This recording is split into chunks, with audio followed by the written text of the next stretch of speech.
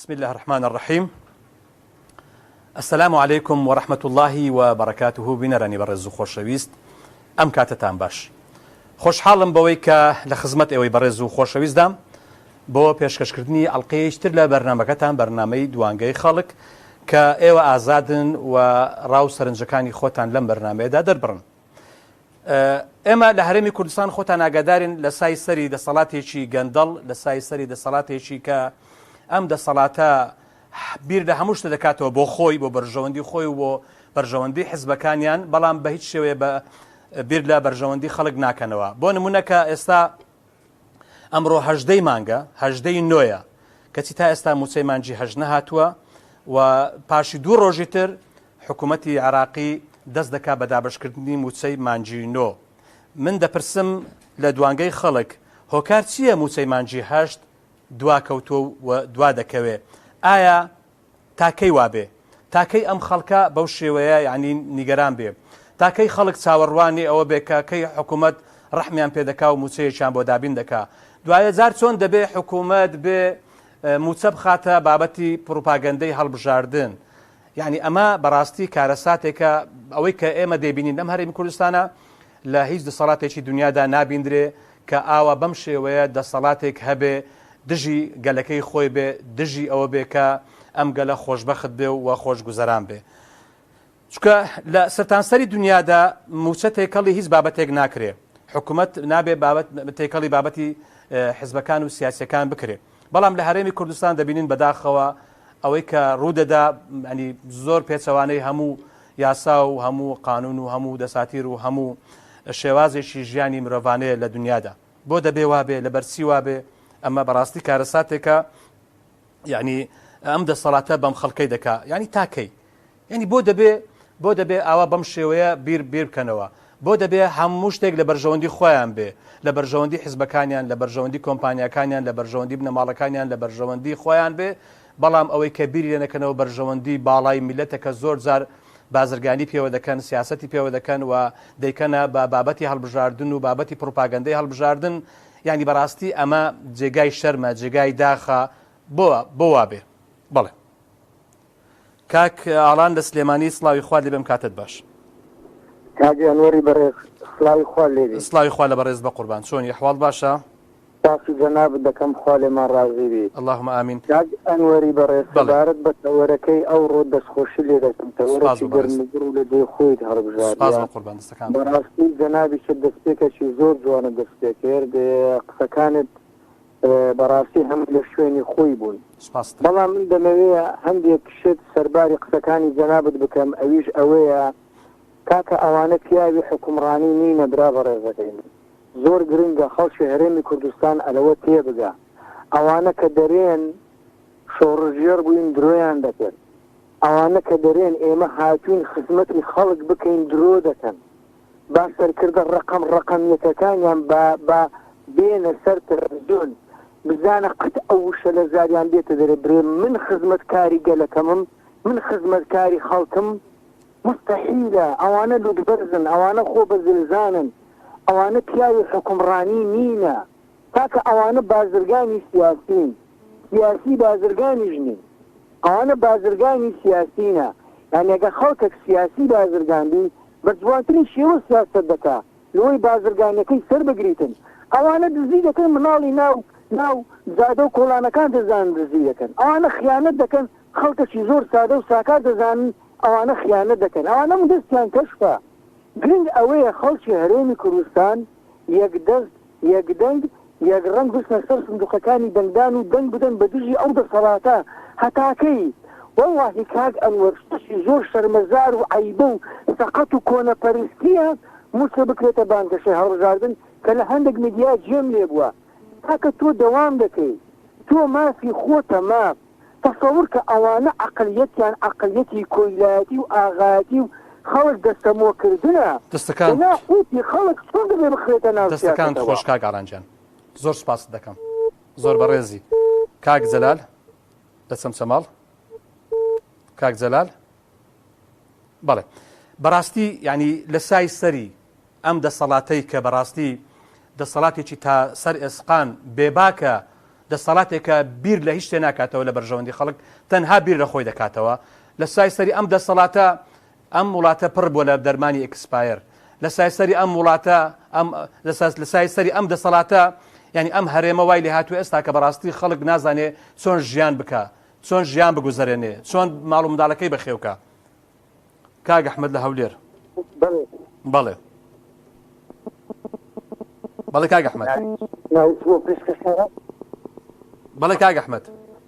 السلام عليكم. وعليكم السلام ورحمة الله. باش جانا حوالي باشی بە قوربان سپاس دەکەم. دعاكمانك يا ربي موفق اللهم آمين لەگەڵ تۆش. زۆر سپاس لەبۆ ئەو بەرنامە سپاس بۆ تۆ سپاس بە قوربان. ناوە زۆر بێت زۆر بە توانا و بە ئەزمون بەڕاستی ئەوانە شەرم لە خۆ ناکەن ئەوانە هیچ شەرمیان نییە ئەگەر شەرمیان بەخۆبی حتى درجة أنجمني بالاي عراق كوميسيون بحثي فيستعمل بوانا هاتوا غير لنا وصالت لنا وجهة ما تفعل على أساس فيها أمرين فاتا لسي بنير لسي قاطع عند الباموسي فالعبرات هذا بنيري أو الدرجة وراس نتاني لستشلو بنيري لو بختها لس يعني عدو ايش كثير حكمتي كان بري كرو الله يعني شرمة حياة براسي والله تشتيوانية لها الدنيا بقري لها دولة الدنيا بقري يعني موتى اشتكي عساية كهرباء اشتكي عساية عاو اشتكي عساية لها الدنيا ليرة موتى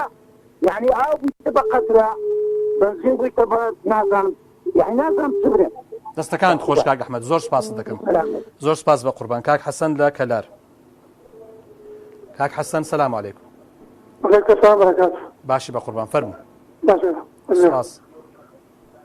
فەرموو. السلام عليكم. عليكم السلام ورحمة الله فەرموو. كاك جان والله يوم برنامج زۆر خۆشە برنامج جوانە بەس من داواکەم لە جەماهیری کوردستان ئیتر غیرەتی هەڵکەن بەڵێ بۆ هەڵبژاردن بچن بیگۆڕن کاکە بیگۆڕن والله نەیگۆڕن هەروە ئەمێنێتەوە. دەستەکانت خۆش کاک حەسەن. داواکەم لەو خەڵکە جا هەرچێ لە حەنای خۆی گرۆت بۆ دەنگدان دەنگێ بدا باوەی خەڵکەواتەڕێەوە باوەی دەسەوە خەڵکاتێتەوە إن شاء الله. دەستەکانت خۆش بێ زۆر سپاس دەکەم. مام زەفەر لە کۆیە سەلامی خوات لێبێ فەرموو. مرحبا ماما بسوني مرحبا بە قوربان باش مام زەفەر باشي سپاس دەکەم سەلامەت بی وغني باشي یاخواتش باش بی. بەڵێ ماما صابري جان لهر ولاتك كبا في صار تمام لهر ولاتك كبا يشتي بارتي حدان إذا كردستان بمينيا أنا سرمي بخوان ميا دزن زردار رجلن ماسيان خاين الخوف روشن أتخواتنا غوش أوي ملة روشن كاي تركن كاي عجمن جندلن خاك روشن سواخر ملاتي صاحب الدنيا هي خلصا بمتسوى كدية العيب عيب أنا بلان كل ملة كيفكا كل دوس النقصانة العقل لدوس لدوس أنا دوس الشيء نعقل الشيء كولاد بري وبقى أول وزن ملتك يا من ديوارو أنفال تشت بتصادرها كوميتو أو سياسة مدام مستشاري دازان ككل أنفال ذكية ساتي أيودو لها زانواري نفارة سنين همستن صورتنا مكافحنا أولا همو كاتق عمدان دبو التواباني كرد أوي موضوعي أوي كادو كرسيات المداري نبو هل صورة كانوا باسك شيكر باسرين دوان ما الورد كوت أو فدرالية أو شان لبابت تبارك بوصل كده نزالانك كبخوا درس يعطي المدار نفس يعطي المدار النوجدان الإنسان يعطي داني كان ده كله إيراني ده بيلو أردوغان سبكان أو كارساسة كان يعمل سلب حكومتي عراقي فرموا باخلهم زي كوكاتو بقى أنا وصل عراقي يعني حاسب ولاته لو خاطي ولا هم على كذبك السبارة بوده السجارة قبل فتنا سر بغداد دەستەکانت خۆش مام زەفەر أنا توشي أوت عبدي دەستەکانت خۆش بە قوربان زۆر سپاس. مام محەممەد لە سەمسەماڵ سەلام عەلەیکم کاتت باش. السلام عليكم وعليكم السلام سپاس بە قوربان عەلەیکم السلام. چاوەکەمی بەڕێزی مامەلۆژان سپاس دەکەم مامە حەمە مامەلۆژان ئەمە ئەقڵێتێکی کۆنە قەرسە ئەوانەیشی کە لەسەر ڕێبازەکەی کۆنە پەرسن بۆ لەبەرەوەی ئەو ڕۆژە باشە ئەو ڕۆژە پێتم بۆ وتم هەموو شوێرکەوتوی پێغەمبەرە ڕوحم بە قوربانی بێ بەس ئەیدول و پارتی نەبێ وام نەوت بەڵێ ئەم جارێ هەم باختێتی بچووکی بۆ گەمەتی ئەحمە ڕەمەزان لە مەجمەعەی شەمشەماڵەتی کابرای ئەیدول نەخۆش بوو وتی هەمومان گەڕەکەکە کۆ بووینەوە و چوین بۆ لای دڵنەوایی بکەین و ئەم پیاوە نەخۆشە وتی کە چوینە ژوورەوە ئەمەڕەتی بەرزانێ ئەو ئەجلیسە ئەوە چێ و ئەوە چێ ئەوە چێ ئەرێ وتمان مام فڵانەکەوتی بەڵێ وتی ئەرێ تۆ ئەلبومت داناوە ئەرێ ئەی هاوان مەلایکەتی خوا ڕوو ناکاتە غورفەکەت ئەمە چییە بابەجان خوایە من لەگەڵەوەیە حەسب بکرێم خوایە لەگەڵ ئەجا باشەوانە سوەکەوتیتە ئەوە کۆنە پەرستەکانەوەتەوە بۆ خوایەکەمە نمانەوە و نەمانەوە ئەم وەزع ئەم جاریان ئەمان دەربشنەوە شوێن بەخوای گەورە کورد نەخیرەتی هەیە نەخیمەتی هەیە خۆم لە تۆش هەموویەوە شکم تۆ من دەگەدەم بە تۆ ماڵ ناکەم حیزب جسکەی دەبرسا ئەم میلەتە ئەبێ وشار بێ ئەم میلەتە ئەبێ تۆزی عاقڵ بێ کاکە جا من دەنگ نادەم بە تۆ مناڵەکەم دەبرسا بەکوژی دەنگ نادەم بە تۆ لەتونا بمخنچێنین دەنگ نادەم بە تۆ شتی خراپە پیشان بدەیت دەستەکانت خۆش مامە حەمەدجان زۆر زۆر سپاست دەکەم بە قوربان کاک شێروان لە هەولێر سەلام عەلەیکوم کاک شێروانجان فەرمو بە قوربان فەرموو کاک شێروان باشی بە قوربان حواڵ باشە دەنگت زۆر کزە نازانم دەنگت زۆر خراپ دێتەلام بەڵێ فەرموو ئەگە دەنج تەلەڤیزۆنەکەت کەسکەی نازم تەلەڤیزۆنت چێ لەلات دەنگەک دێتم کەسی کەش سپاست دەکەم بەڵێ فەرموو بەداخەوە کاک شێروان پەیوەندەکەی پسرا کاک کاروان لە هۆڵەندا کاک کاروان سڵاوی خوات لەبێ السلام علیکم عەلەیکم السلام وەرەحمەتوڵڵا بەڵێ برا مامۆستا گیان ئەم کێشەی موسەیمانی هەست و ئەم کێشانەی کە لە دنیا ڕۆیە هەمووی علاقەی هەیە بە یەک شتەوە ئەویش ئەقڵێتی مرۆڤە ئەقڵێتی ئینسانەکانە خۆیەتی ئەقڵ کاتێک خوای گەورە ئەقڵی بە مرۆڤدا چاویایە و گوێیایە و دەمیایە و زمانیایە بۆی پێ بەڕێوە بچێ ئیتر تۆزی تۆ مخەیەری مسەیەرنی هەندێشتی لێ وەرگرتوینێتەوە هەندێشتیشی ئەوە بە ئێمە کە خۆمان نەتوانین ژیانی ڕۆژانەیە ژیانی پێ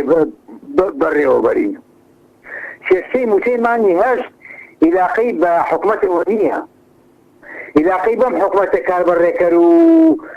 ئێکسپایرەوە نییە علاقەی بە میلەتێکەوە هەیە کە چەند ساڵە دانیشتۆ لە ماڵەوە قەرقوپی لێ کردووە هێزن ناکە هیچ هەڵوێستێکی نییە کە هیچ کاریگەریەکی نییە حتا ئەوانشی کە لە ڕۆژی دنیاە یا لە ڕۆژی انتخاباتە خۆیان بە موسڵمان دەزانن نان دەنگ من بە حیزێکی ئیسلامی وەک کۆمەری دادگەری ناوی چیە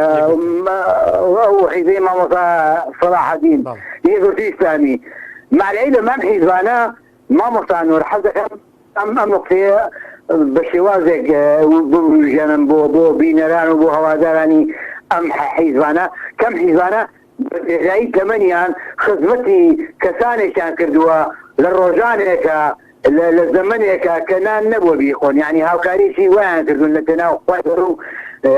پێغەمبەرە کە ئەمانە ئەبێ بێنە سەر خەت ئەمڕۆ ئەبێ بێنە سەر خەت دەنکەن ئەگە دەنگیان نەکردو تا ئێستا ئەمە علاقەی بەوە هەیە مامۆستاوەیجان سڵاو خۆشەویستیم سپاس دەکەم بە قوربان دەستەکانت خۆش بێ دەسمە شەقلاوە کاک مامۆستا ئەحمەد سلامی خوات لەبێ بەڵێ مامۆستا ئەحمەد بەڵێ فەرموو السلام عليكم وعليكم السلام ورحمة الله باشی بە قوربان زۆر سپاس دەکەم مامۆستا ئەحمەدجان سپاس دەکەم بەڕێزی فەرموو ئەمە ملەتی کورد غەڵەتێکمان کردووە بە ژیانمان ئەو غەڵەتە تازە سەر ناکرێت کام غەڵەت أو غلطي أو عرب أو سبق ذا سمعنا في حكم لا بد أو جزء رجرانا ما نناسى الحكم. يعني وايلي هات كبقات أو أصلي خلقك بلا يعني أو سروك باش شمان لابرتك أو هم كردي قركرد استا لرقي أوانا أوابله. أره والله لرقي أوانا أو هابري بزيادة هكا أوانا هات نخواري أو تاكر لكذا. بدنا نعرف جزء رجرين. هو أوانا سرنت أحمد مين جاني من. فكما حالي ملتي كل حتى أوانا سرنت حالي ملتي كل وقت كله. مداخل. بخوان لازم يلو خوص مداخل. أجد ملتي كل وقت تنقل كل ملتي كل قطعة بيجيلك مرة ما غير جوا بيجيلك. بحث الفردات والغالية بغسيا. مداخل. دەستەکان خۆش مامۆستا بەڵێ دەستەکان خۆش زۆر سپاس دەکەم یعنی تا لە شاخ بوون و تا بە ناوی شۆڕش و تا بە ناوی کۆمەڵێک بەڵێن کە هیچیان نەگەیان دەجێ ئێستاش بە ناوی هەڵبژاردن و بە ناوی ئەوەی کە بەڕاستی دنیاتان بۆ بە شێوازتر دەگۆڕین بەڵام دەبینین 30 ساڵ زیاترە ئەوە حاڵی ئەم ملەتەیە لە بێ ئاوی و لە بێ کارەبایی و لە بێ موچەی و لە بێ خزمەتگوزاری کاک پۆڵە سلام عەلەیکوم بەڵێ برا بەڕێز لە بینەرەکان سپاس بە قوربان دەستەکانت خۆش بە کاک پۆڵە من بەخۆم من لە یەکی مانگ لە یەکی ئەیلول شتێکم نووسی لە فەیسبوک وتم موچەی مانجی حەوت دەدەن بەڵام 8 و 9 بەیەکەوە تەرتیبی دەکەن لە پڕۆپاگەندەی هەڵبژاردن دەیکەنە دەستکەوتێکی هەڵبژاردن عیب نییە شتیوە بەڵێ ڕەنگە لە داهاتووش بە تەوەتانی لەسەر موچەی مانجینەوە و دڵیان ئاوەتەوە هاتووە بەشراوە بەداخەوە بۆ کارەکە ئەوەی ئێستا ئەو کاگ ئەحمەدەی پێشە من ڕێزم هەیە دەسەڵات ئەوەی دەوێت دەسەڵات ئەوەی دەوێت دەڵێت شانازی بە دیکتاتۆرەکە ئەزانی چۆنە کاک پۆڵە شانازی بە دیکتاتۆرەکەەوە بکەن منداڵی باوشی تایشی زندە بەتاڵ بەڵێ 500 دێ و قورئانی سان دەسەڵات ئەوەی دەوێت سەرکەوتنی دەوشی دێ بەدەستێنەوە بەداخەوە نەمە لە هیچ شوێنێکی دنیا پێوەرەکە لە بەندەیە تۆ بۆ ناپرسی چی وای کرد کوردێک لە هەولێر دابنیشێ بۆ نمونە لە شەقلاوە دابنیشێ بەڵام ئەوەندە تووڕە بێ یعنی ئەوەندە بێزار بێ تووڕە بێ کاکە نابێ من پاسەم کەم شایەتی بەو دیکتاتۆرە نادەم خۆ من لەگەڵتم وا پێ بڵێم نانا تۆ سیرکە چی وای کرد ئەو خەڵکەوا بێ ئەمەل بێ بێ ئومێد بێ ئەوە بەو نابیر کاتەوە تاخوا بناسێ نابی بێ ئومێد بێ تاخوا بناسێ نەوەیان دەوێ خاچیان کردە قەلغان خاک نیوە خاچ کوردستانیان نەکردە قەلغان جلێمە بەڵێ خەڵکەکان کردە قەلغان خۆیان ساغڵەم لێی دەچوون بە شەرتی بە مەرجی سەلامەتی ئەوانە گەورن بە مەرجی نینۆچان نەسچێ ئەنتیان خوێنێکی لێ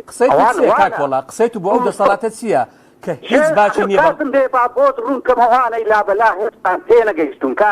بەڕێز ڕێزم هەیە ئەوانە بەس باز واکەوتوترن لە حەق بەناو سەرکردەکانی دیان پێوە دەینێ کاک پۆڵە دەکەن بەها 200 ساڵ واکەوتونە 200 ساڵ ئێستا وتار دەدەن هی 200 ساڵ لەوە پێشە خەڵک سەپۆیان بۆ لێ دەدا ئەوانیشی 200 ساڵ لەوە پێشن بەرنامەکانیان هی 200 ساڵە خێر ئارێ بۆ باس دەکات بوونە سخاوانی ئیمپەراتۆریەت عەرەبەکان 22 دەوڵەتی هەبوو بۆ ئەو زلهێزە ئێمە بۆ وا لە چێن نەقسەکە خەلەلەکە لە زیناتمانە لە بیرکردنەوەمانە نەخێر لە گەورەکان ئەوانەی کە هیچ بەهایەت بۆ خاک بۆ نیشتیمان بۆ نەتۆدانێن دەستەکان خۆش پۆڵە هەمووی قەلغانە دەستەکان خۆش بە قوربان قەلغان بەبەشێ ئێمە گەورەی هەردەمێنێن سەلامەتین کە دوژمن پەناباریدا ڕادەکەین لە دوورەوە ئێمە ئازاد ئێمە نابەزین ناتەبینەوە بەڵام لە باوا بن سەدا ساڵی توش دەستەکان خۆش کاک پۆڵە سپاست دەکەم کاک پۆڵە سپاست دەکەم بە خۆشان دەستەکان خۆش بێ تەیف و توی دەبی چۆکدا بدەن ملەتیش بادی دەدا ملەتیش قەلغانە زۆر سپاس بە قوربان زۆر سپاس کاگاسۆ لە سلێمانی سڵاوی خوا دەبێت سپاس کاک پۆڵە گیان کاگاسۆ سلام خوان لە کاک حاجی و کارمەندانی تەلەڤیزیۆنەوەی بەڕێوەکەتان سپاس نەجاتی ئەوانیش قوربان بن دەستەکان هەستن بینبازن ئینشەڵڵا کاک حاجی گیان سپاس دەکەم وەڵا کاک حاجی گیان گرفت گەلێ زۆرە لە هەرێمی کوردستانە لەم هەرێمەی سکۆلانەی خۆمانە بە هەرمونچە نییە لە گرفتی دین و ئیجتیماعی هەم بۆ نیشتیمان و هەموو شتێکیان وا لێ کردووە لە چوارچێوەی چەند شتێکە خەفیز ماوە تەنها موچە و ئاو و کارەبا و بانزین و ئام شتانیان هێناوە کەس ئاگای لە دین نییە کەس ئاگای لە ڕەوش نییە ئەم وڵاتە بوای لێهات کاکە عرف و عادەتی کوردەواری خۆمان بەو شێوازە جوانی کە هەبووە نەما هیچ شتێک وەکو خۆی نەماوە ئەفڵ ئەوەی کە هەیە و نییە تەنها یەکەم شتێک مۆچەیە یەک شتێک هەیە لێرە ئەمان ئەمە ئەمە نیشانەی بێباکیە ئەمان پێیان خۆشە ئێمە بچین دەنگ بدەین بچین قەرەباڵگیان بۆ دروستین بۆی کە ئەوانی دیشەکەی خۆیان بۆ سەرەگرێت کە خەڵک دەنگدا کێشە لەوە نییە کەسێکی خۆیانەوە بەس بچن خەڵک بچێ بەڵام کە نەچوو داری ڕەنگە عیبداریشان ڕەنگە شەرمەزاریشان لە دنیای دەرە بڵێت هاتە ئێوە هەر ئێمەشتان عیبدار کردووە بەس ئیساگەر خەڵک بچێ بۆوان گەلێ چاکە خۆی کار حاجی یعنی کێشەکە ئەوەیە ئەمان فەرمەوە بیست ڕۆژماوە بۆ گوزاردن مانگێک ماوە نە موچەتە داتێ نە ئاوتە داتێ بە دە ڕۆژ جارێک باشە کاکە نە کارەبا هەیە نە نەوت هەیە نە بانزین هەیە ئەمە نیشانی چێکات کاک حاجەم ئەو فەرری نیشانی بێدەسەڵاتیان دەسعاف ئەو فەرری نیشانەی بێباشیان دەسەڵاتەیە بەرامبەر بە هاوڵاتەکانی هیچ کێشەیەکی هیچ منەتێکی بە هیچ هاوڵاتی خۆی هەر نییە ئەسڵەن کێشەی من نییە نەبووم هەبووم پارەم پێم نییە چۆنایی لەگەڵ ئەوە کاک حاجی ئێمە سێرەکەی دێ یعنی خۆشمان کاک حاجی لەم تەلەڤیزیۆنی بەڕێستانە ئەم تۆ بێت بۆ ئەوانەی کە مۆزەفن و بەخۆشمەوە کە موچەخۆری کاک حاجی ئێمەش هەندێشت هەیە هاوکاریانی والله بالله لە دایرەکانیان تۆی هاوڵاتی تۆ نابنمونە ڕێبڕێ کەسێکی ناسرایە حەملا کەسێکی دیاری بەڵام کاک حاجی هاوڵاتیە کە بێتە ئەچێتە دایرێکەوە خواشایی ئەوەی کە مۆزەفەکە بۆ یەکاو ئەوەی کە کارکاتەی هاتوچۆ بۆ یەکاو ئەوەی کاتەی زەریدە بۆ ئەرسەقمەتێکا پارەکەی هێزەنێ هیچەکەی بۆ خەشمەری حربەتم بۆ بینەکان تێ خەشمەری بە منی هاوڵاتی بۆ کایشەکەی بۆ ناکە هەمانشی پارەکەشی بۆ کۆکەنەوە لەخوا بە زیاتەیش موسەقەشمان ناکات دەستەکان خۆش کاکە سوپاس دەکەم بە قوربان مام دارەجان سەلام عەلەیکم کاک هەژار لە سلێمانی سەلام عەلەیکم عەلەیکم السەلام وەرەحمەتوڵڵا وبەرەکاتوه باشی برای گەورم باشی بەڕێزم سپاس دەکەم فەرموو بەڵێ عەلەیکم السەلام فەرموو جان دەمێ بەسایلۆ بەرناب فەرموو قسە بکە ڕاستە خۆ لەسەر هێری تەلەفۆنی فەرموو تازە برادێک تەلەفۆنی قسەی کرد کاک پۆڵا ئەم کاک پۆڵایە کاکی خۆی جاژ بوو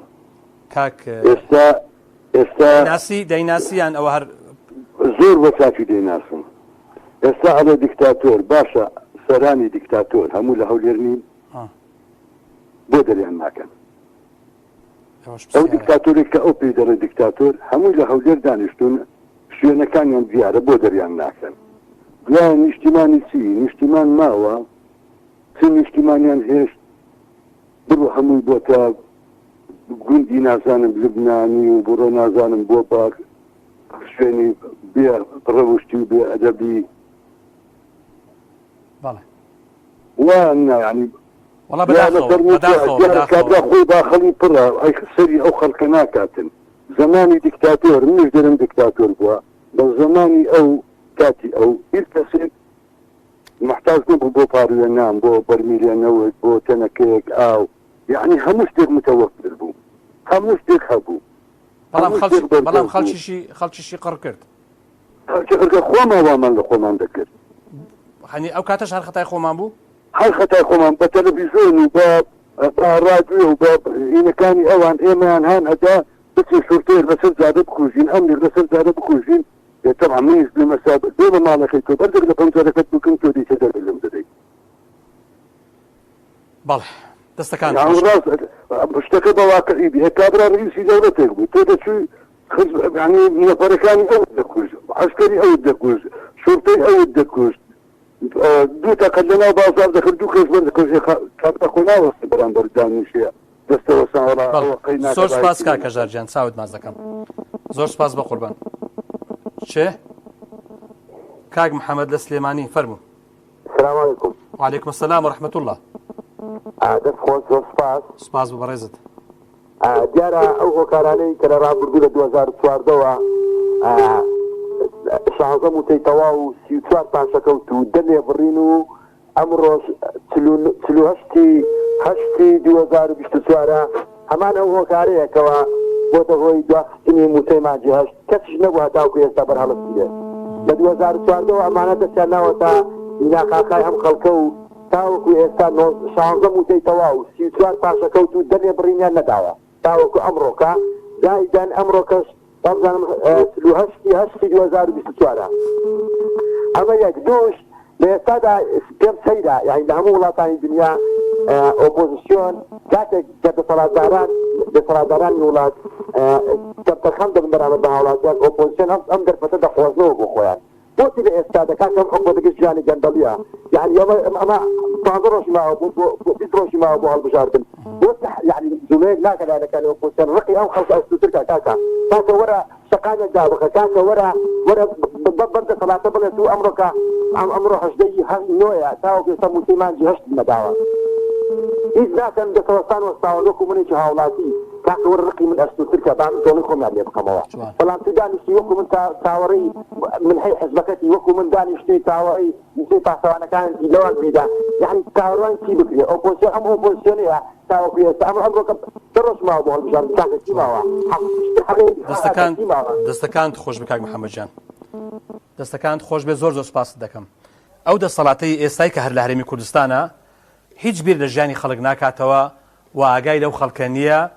و قوتی ئەو خەڵکە موچەی ئەو خەڵکە دەکا بە بانگەشەی هەڵبژاردن باشە لە دنیادا دەبینین ینی ئەوەی کە هەندێک شتی سەرەتاییە بۆ مرۆڤ هەندێک شتی ئەو شتانە ینی نابێ بەڕاستی یاری پێ بکرێت نابێ بخرێتە ناو ململانەی سیاسی و هەڵبژاردن و بابەتانەوە ینی تۆرە سیرکە ئێستامە لە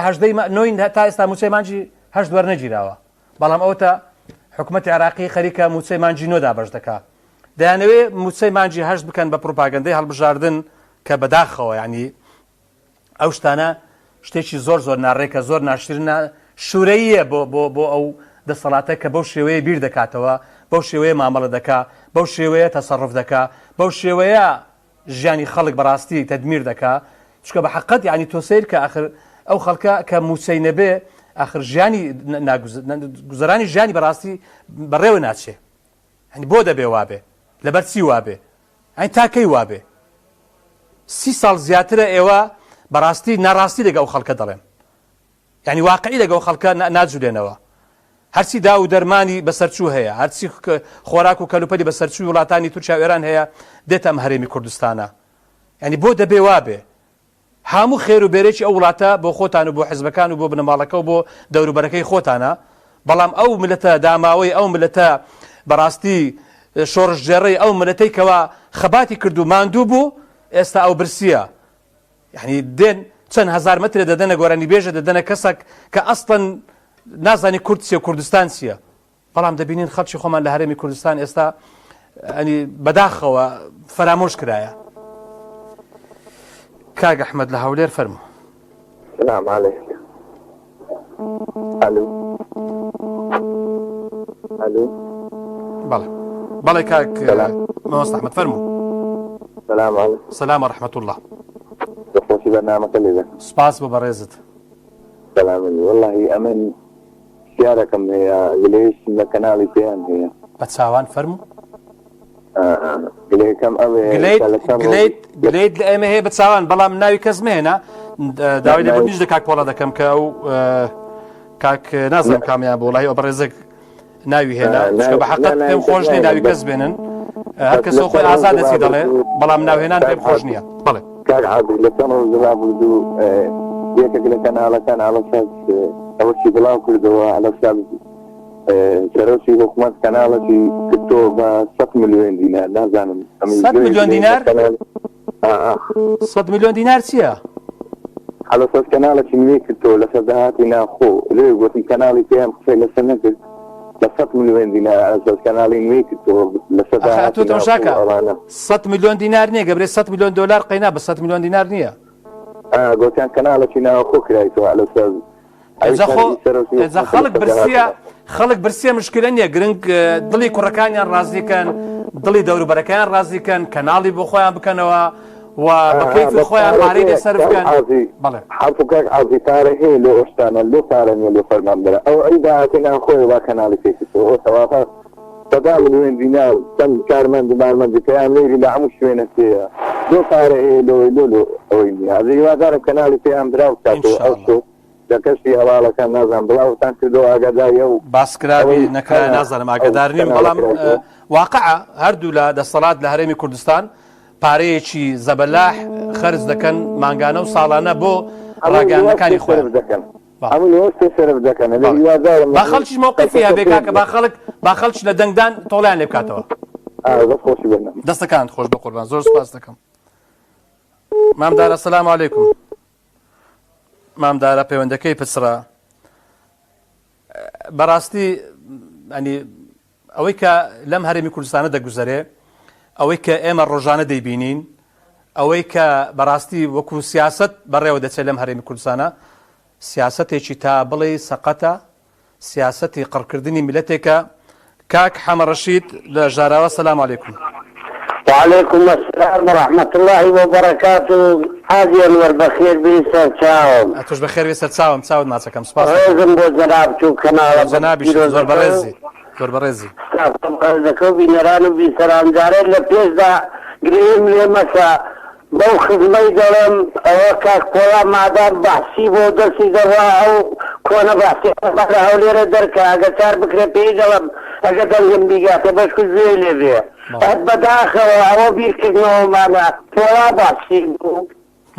پولا اجتماعية پولا وطنية پولا بين خاف ولاتكي دكا پولات انما الاجتماع انما كاكي برزم برتحي بحثي دكي اماني كي انسا خطتك نمو كل داسي بحثي بون ما بتي نسا باسا كمان بله ما بي نسا باسا كمان بله كده صلاة ويدك هرسي ديكا حقي خويتي من ما في بيدا دم شوكا كردويتي ديكا بو ما في بيدا دي ايا ما في خويتي والو ملة بكا ما في خويتي ده صلاة خويتي ديكا نبوني منو تو ديكا اها لأن بوني منو تو لما تواني حوار ما بكت بريوكي دروس كاين ببينا كوسب لبردنيان أول يال چند حوار دكاين دلين دارگاه فيدرالي بغدا أي بغدا كراز دا دروناكا بوقو بيان نادا شوان بو هاتشي كار بدسي قيادي سركداتي دو حزبي دا سلام متصور دقري بغيان داتي شوان اي خو اما جدا نبوين ولا بغدا اما حسابات ما لقر يراقا كاكا هموي ترتيب كراوة بعد ما عزمه اخوة ترتيب كراوة دنك واردكين والله برنامج بودر دار هناوة توفت لنا كرداتي دكن دست خوش ما حمرشي جان زور سپاس دكن كاكا اخوة كبيري لبكاتوا خواهك دارت بيه دست كانت خوش خواهك دارت بيه كاروان سليماني السلام عليكم. السلام عليكم ورحمة الله وبركاته. عليكم السلام ورحمة الله فرمو سپاس بقرب كاكم لقيت وراء يد لا تايتنيكي شو كمان كوتايتين بالي جان أجايتين لا بالي كنت بنابره أنا شتي أنا ناني يعني كا بحتاج بتاعي طبعا أنا بيدا شلون يعني أن كنت تعرف كم تيجي ترى ده يحصل طبعا ما يحصل تنقد قطع ده بكا كاروان جان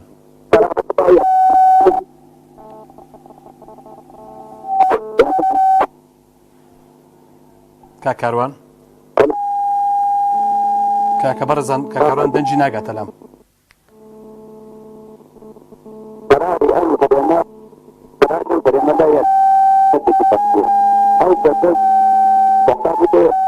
كاكاروان والله من تيد ناقة من نظرم برزان ناقة برزي جتر هيا لسرخد وريقن